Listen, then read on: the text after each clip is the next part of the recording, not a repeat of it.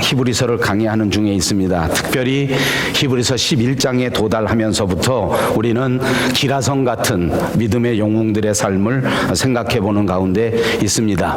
제일 먼저 우리는 믿음으로 아벨을 생각했는데 그는 믿음을 가지고 하나님 앞에 더 나은 제사를 드린 사람입니다. 평소에도 늘 하나님께 깊은 신앙을 가지고 살았는데 제사를 드릴 때에 특별히 자기가 가지고 있던 소유 가운데 가장 소중한 양의 첫 새끼, 그리고 바로 그 기름을 하나님 앞에 드렸고 그것이 하나님을 기쁘시게 했을 뿐만 아니라 그것 때문에 하나님께서는 아벨도 받으시고 그리고 그 아벨의 제사도 기쁘게 받으셨다고 말씀했습니다.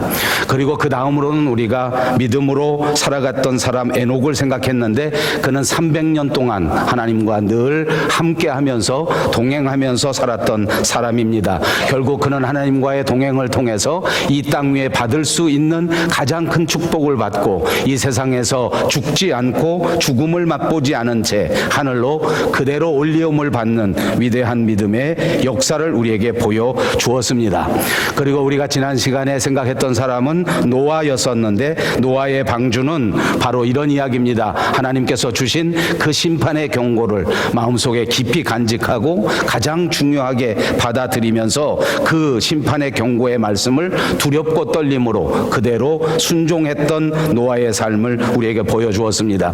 세상 사람들 모두가 다 비난하고 세상 사람들 모두가 다 우습게 여기는 그런 여러 가지 상황을 만났지만 그럼에도 불구하고 그는 믿음을 가지고 하나님의 명령을 그대로 준행하였습니다. 방주를 예비하고 그 방주를 끝없이 지어나가면서 그래서 결국은 그 자신도 하나님께 구원을 받고 온 가족이 하나님께 구원을 받는 위대한 믿음의 역사를 우리에게 보여주었습니다. 이제 우리는 오늘 네 번째 시간입니다. 아브라함에 대한 이야기를 말씀드릴 것인데 이 아브라함은 우리에게 너무나 유명한 사람 가운데 하나입니다.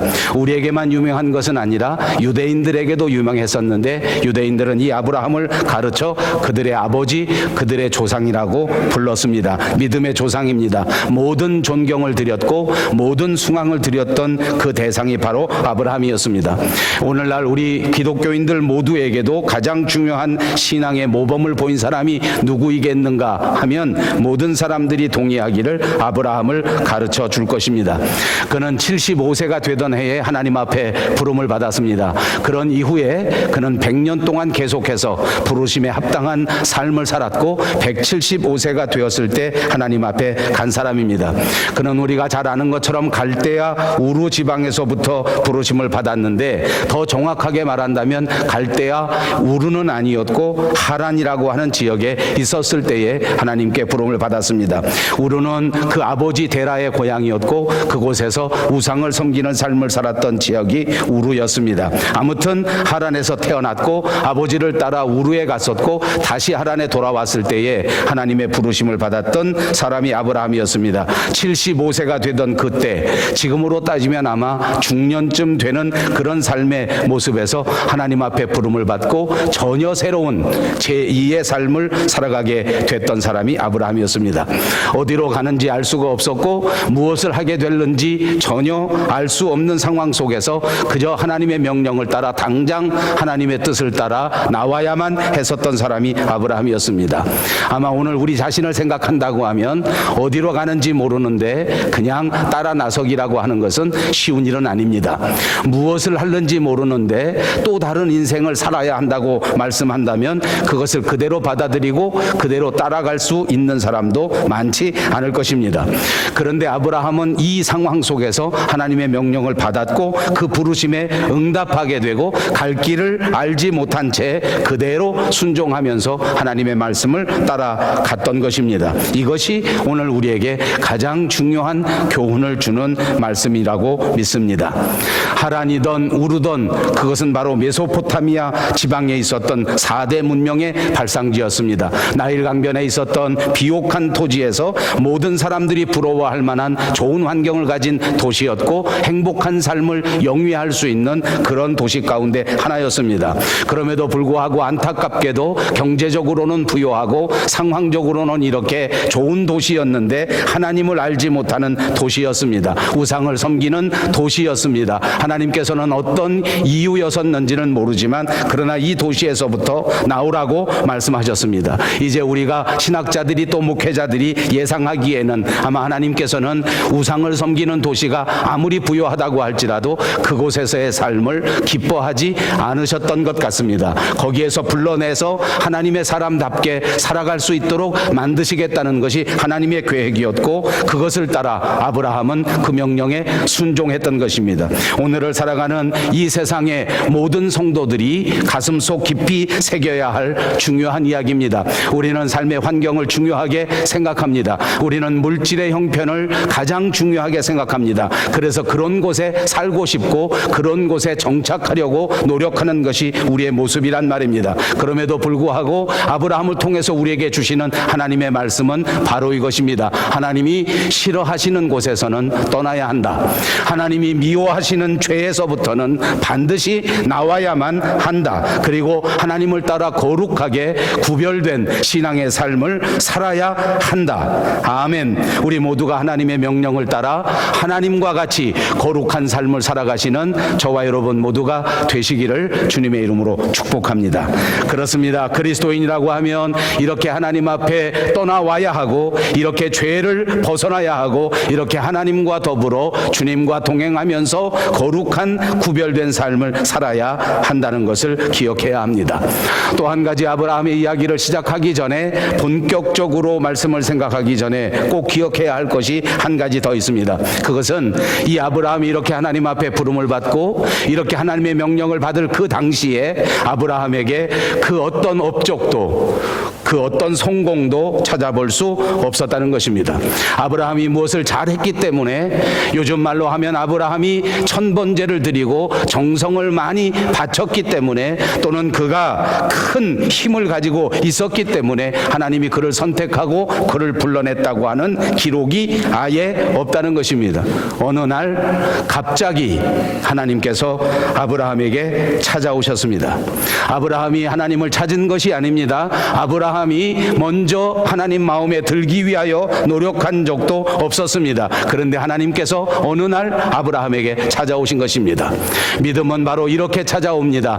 구원은 바로 이렇게 찾아오는 것입니다. 하나님께서 우리를 선택하시고 하나님께서 먼저 우리에게 찾아오셔서 하나님의 뜨거운 사랑을 우리에게 말씀해 주시는 줄로 믿습니다. 이때부터 우리의 믿음이 시작된 것이고 이때부터 우리가 그리스도인의 삶을 시작하는 것이란 말입니다. 그러므로 여러분 지금 나의 형편이 어떠한가가 중요한 것이 아닙니다. 지금 내가 여기까지 이루어 놓은 것이 중요한 것이 아닙니다. 지금 이 순간 우리를 향하여 부르시는 그분의 음성을 따라 그분의 마음을 따라 그분의 말씀을 따라 움직인다면 하나님은 하나님의 계획에 따라 저와 여러분을 새롭게 하시고 변화시키셔서 하나님 뜻에 합당한 일꾼으로 만들어 주실 것을 믿으시기를 바랍니다.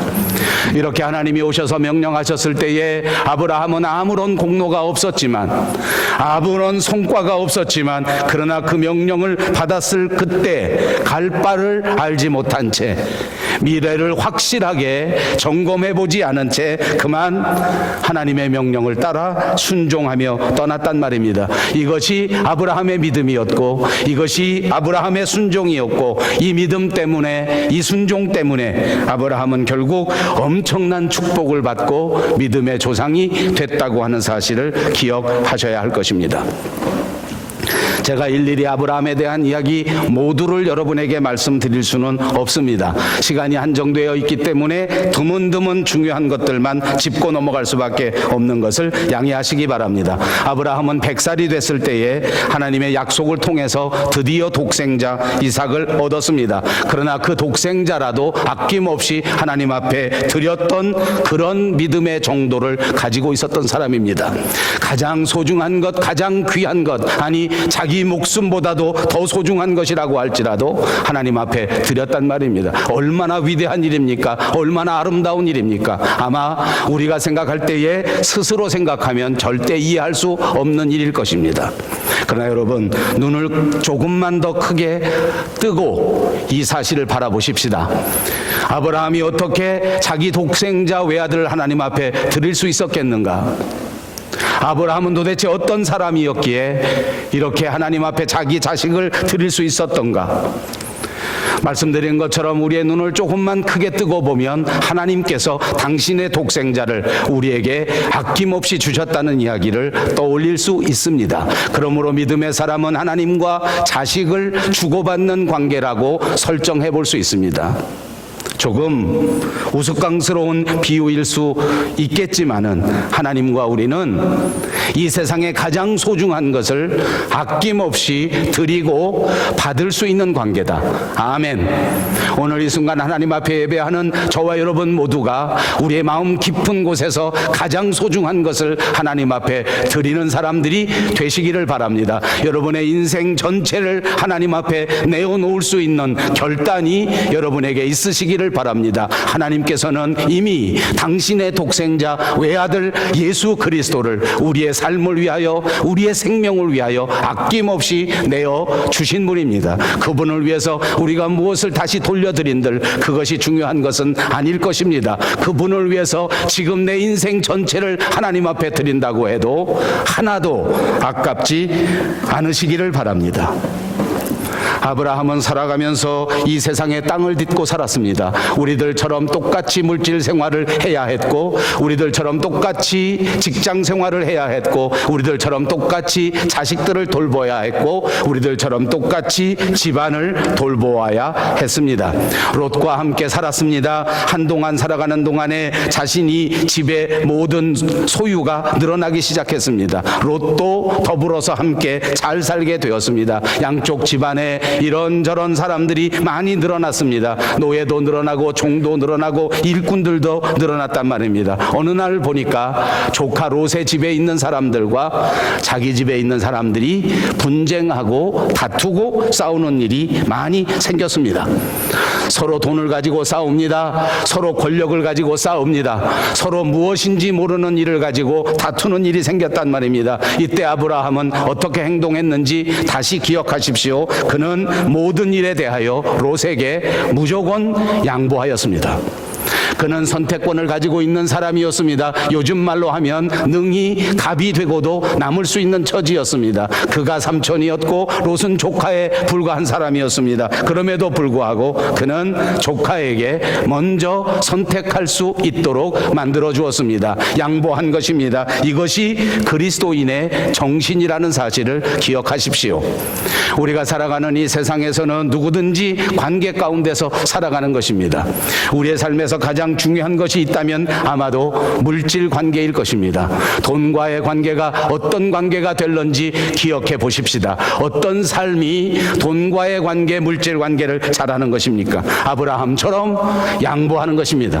내가 먼저 집착하고 내가 먼저 움켜잡고 내가 먼저 선택하기보다는 양보하는 것이 아브라함의 정신이었습니다. 인간관계는 더더욱 그렇습니다. 여러분, 현대인들에게 가장 중요한 것은 바로 사람과의 관계입니다. 부부간에도 남편과 아내의 관계가 얼마나 중요한지 모릅니다. 요즘은 부모와 자식의 관계는 정말 중요한 것 같습니다. 하나님의 교회 안에서 성도들과의 관계는 또 어떠합니까? 너무너무 중요합니다. 우리같이 이민교회에서는 훨씬 더 그렇습니다.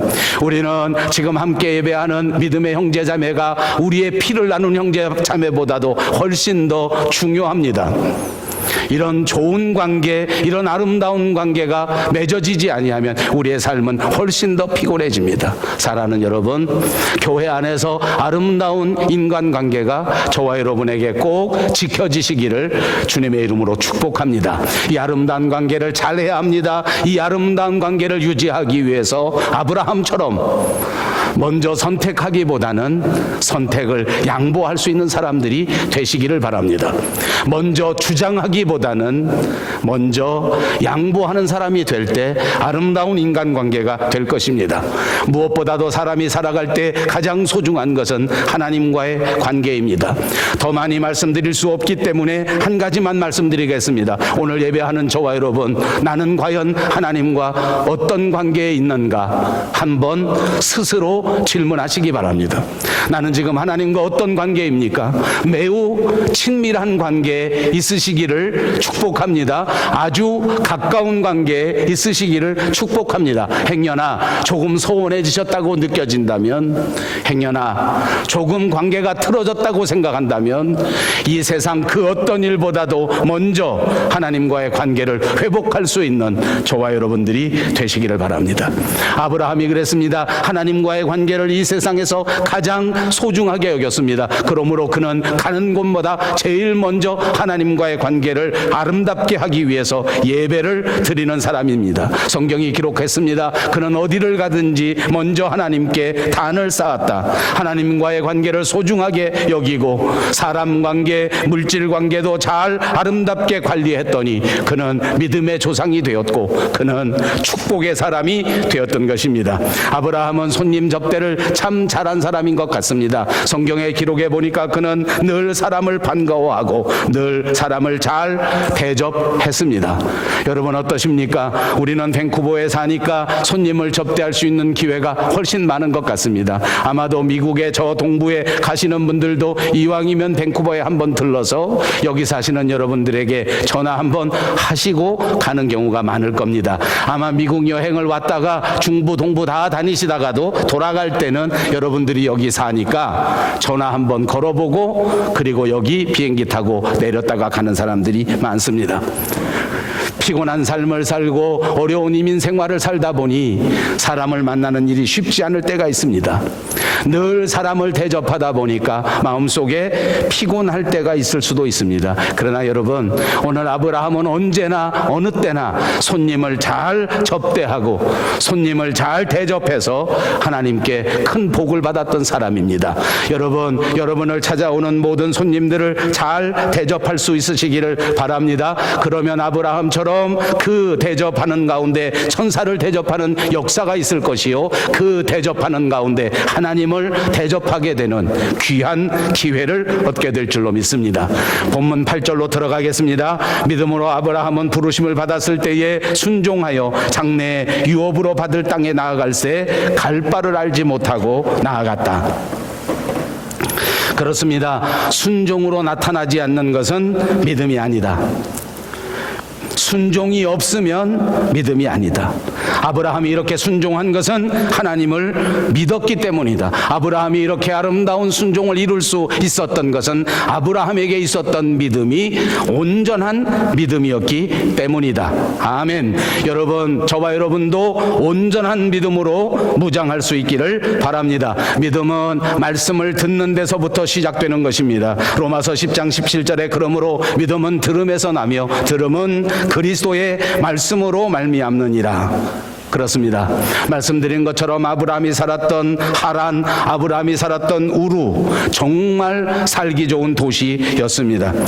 그곳에서 그는 친척, 본토, 아비들과 함께 평화롭게 행복하게 살고 있었습니다. 그런데 어느 날 하나님께서 그에게 찾아오셔서 이 모든 것들에서부터 떠나라. 형제에서부터 떠나고 이 친척들에게서 떠나고 이 모든 안정된 환경에서 떠나야 한다고 명령하신 것입니다. 여러분, 이 순간 아브라함의 입장에서는 이렇게 아름다운 환경을 떠나는 것이 아쉽고, 이렇게 좋은 환경을 한번 떠난다면 다시 내 인생에서 이런 좋은 환경을 만날 수 있을 것인가 라는 생각을 할 수 있었을는지 모릅니다. 그러나 여러분, 아브라함의 이야기를 통해서 우리가 분명히 깨달을 수 있는 것이 있습니다. 그것은 아브라함을 떠나라고 말씀하셨을 때에 이 좋은 환경에서 떠나야 한다고 말씀하셨던 하나님께서는 이미 그 계획 가운데 적과 뿔이 흐르는 가나안 땅을 예비해 놓고 계셨다는 것입니다. 오늘 우리에게 죄에서부터 떠나라 합니다. 오늘 우리에게 우리의 모든 삶의 습관에서 떠나라고 합니다. 너무 야속하기도 하고 또 떠날 수 없는 사정이 우리에게 있기도 할 것입니다. 그러나 기억하십시다. 하나님께서는 훨씬 더 좋은 것을 우리에게 예비해 두셨습니다. 단순히 물질적인 기쁨 기쁨이 아닙니다. 단순히 찰나적인 행복이 아닙니다. 영원한 기쁨, 영원한 행복을 저와 여러분에게 아낌없이 부어주시고자 오늘 이 육체적인 삶에서, 이 세상적인 환경에서 떠나라고 명령했다는 것을 기억하십시오. 그렇습니다. 하나님은 우리를 위하여 준비하시는 분이십니다. 적과 꿀이 흐르는 가나안 땅을 준비하십니다. 우리의 모든 믿음의 형제 자매들의 행복한 삶을 준비하셨습니다. 영원한 영생을 준비해 주신 것을 기억하십시오. 비교할 수도 없는 수없이 아름답고 풍성한 축복을 저와 여러분에게 주실 것입니다. 그러므로 아브라함은 바로 이 떠남으로써 더 엄청난 축복을 받게 된 것입니다. 우리도 머뭇거릴 일이 아닙니다.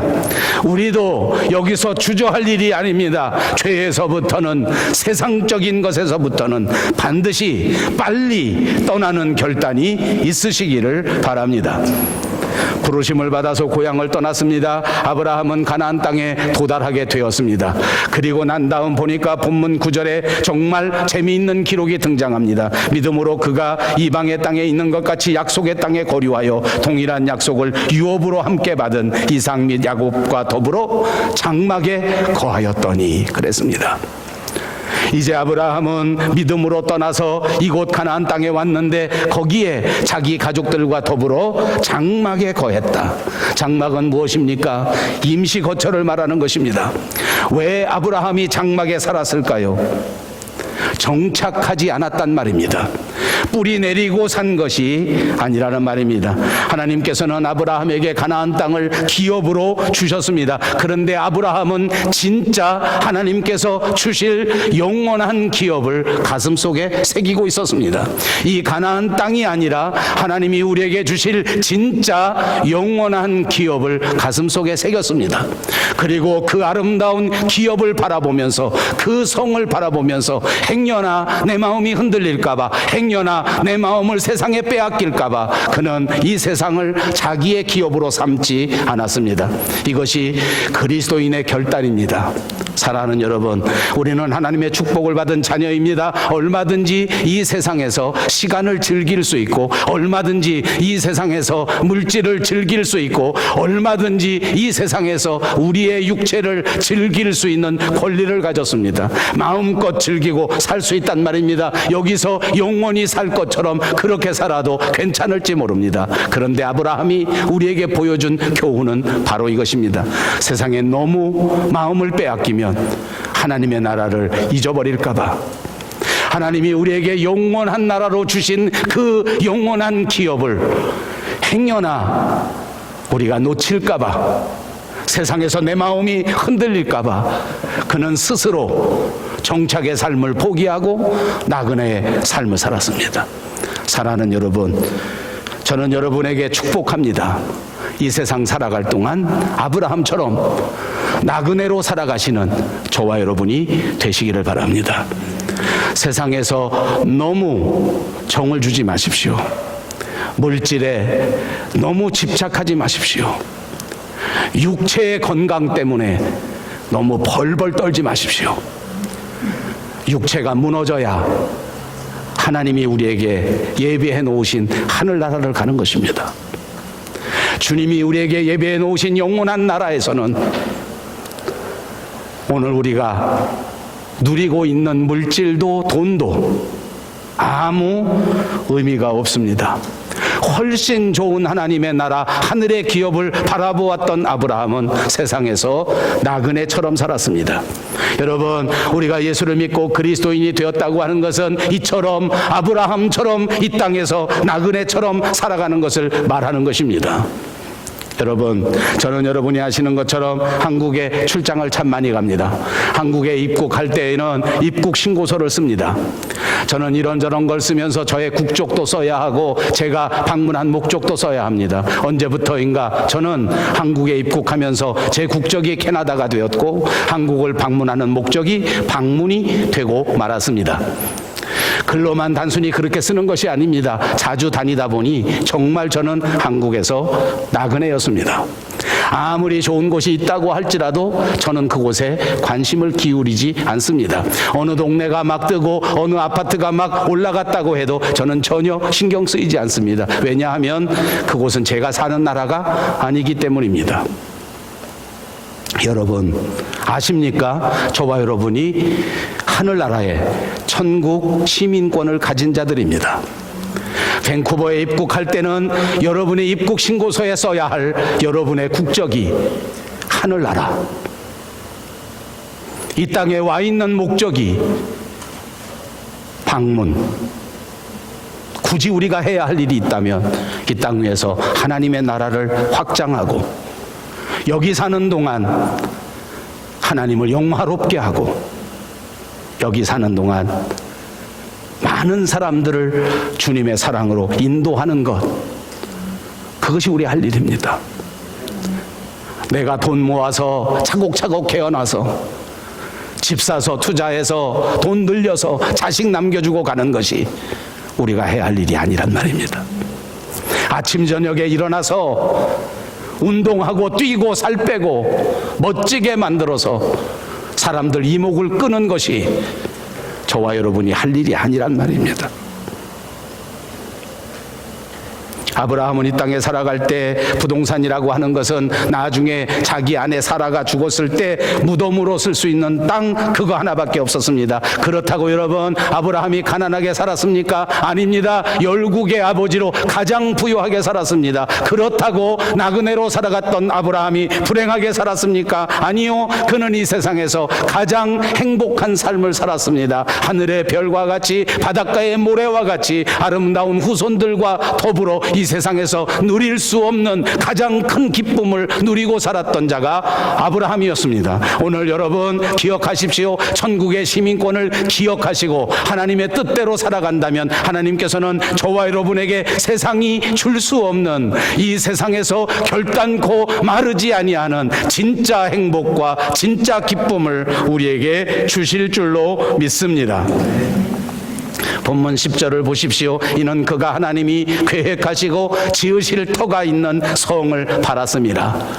그 성을 바랄 때, 그 천국 시민권을 생각할 때 이런 보상을 하나님이 우리에게 주신다는 것입니다.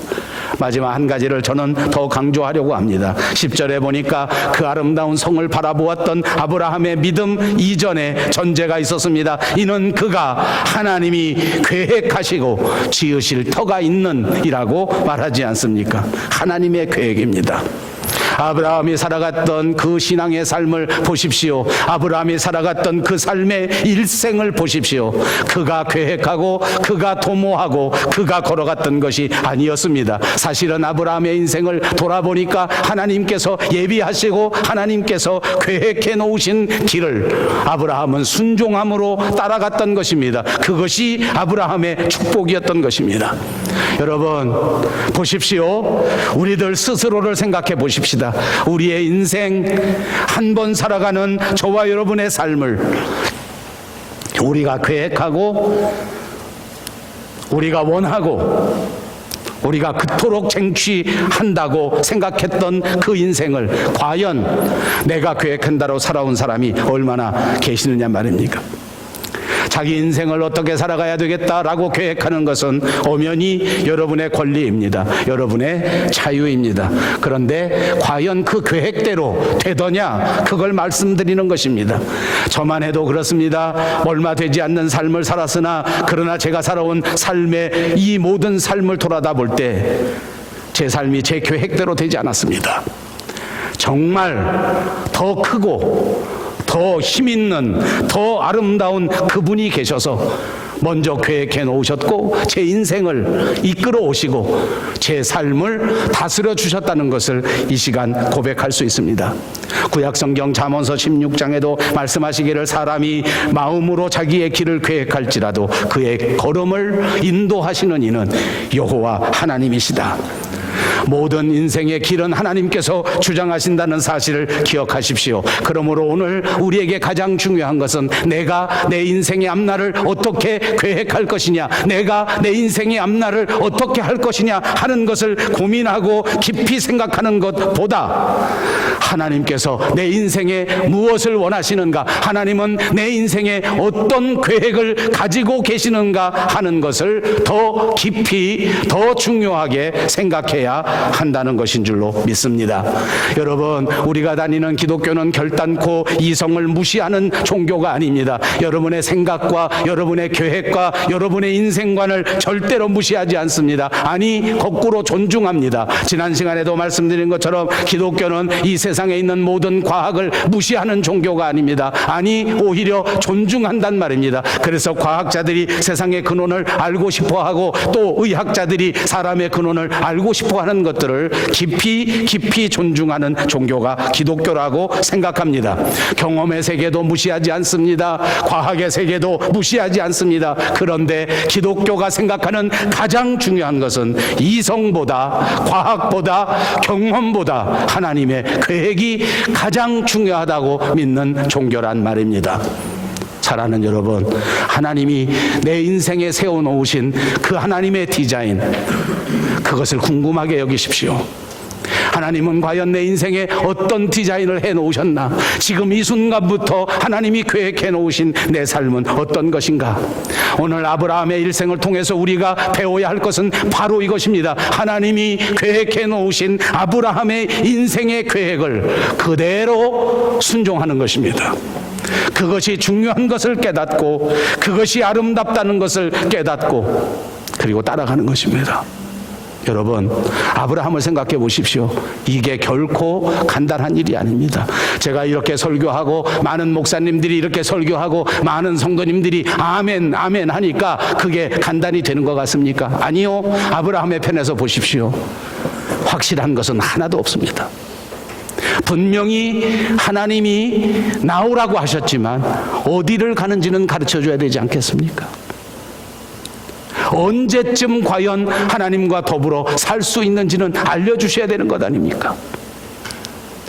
우리가 정말 좋아하는 확실한 건 하나도 없었단 말을 드리고 있는 것입니다. 아니, 믿음의 삶을 살며 그리스도인이 되고 하나님과 더불어 가면 정말 확실한 축복의 사람이 되어야 할 것인데, 그런데 세상의 눈으로 보면 아브라함은 확실한 게 한 개도 없어.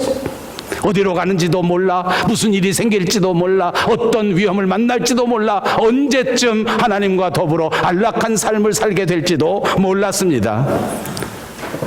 그러면서 떠났습니다.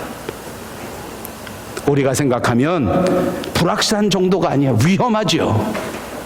위험해. 어린 나이도 아닌데 75세면 아무리 시대를 환산한다고 할지라도 어쨌든 중년인데 삶의 모든 것들을 다 만들어 놓고 여기까지 땀 흘려 수고해서 겨우 가족들이 안정되게 살게 됐는데 이 모든 걸 버리고 떠날 때 확실한 게 하나도 없었어요.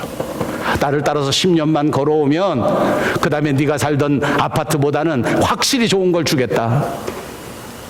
네가 지금부터 따라오기만 하면 내가 최소한 170살까지는 살게 해주겠다. 이런 구체적인 설명이 있었습니까? 하나도 없었습니다. 그냥 말씀만 하신 것입니다.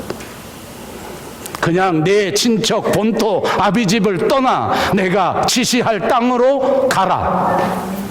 어느 땅을 지시할지도 몰랐단 말입니다. 그런데 순종했습니다. 여러분, 어차피 저와 여러분이 살아가는 우리의 인생에는 확실한 게 없습니다. 어차피 저와 여러분이 살아가는 인생 가운데 어느 누가 확실한 걸 보여주겠다고 하면 여러분 제발 속지 마십시오. 제가 목회하다 보니까 어떤 분은 그런 말 합니다. 성경 66권이 처음부터 끝까지 확 채워져서 이 한 가지만 알기만 하면 성경이 확 뚫린다.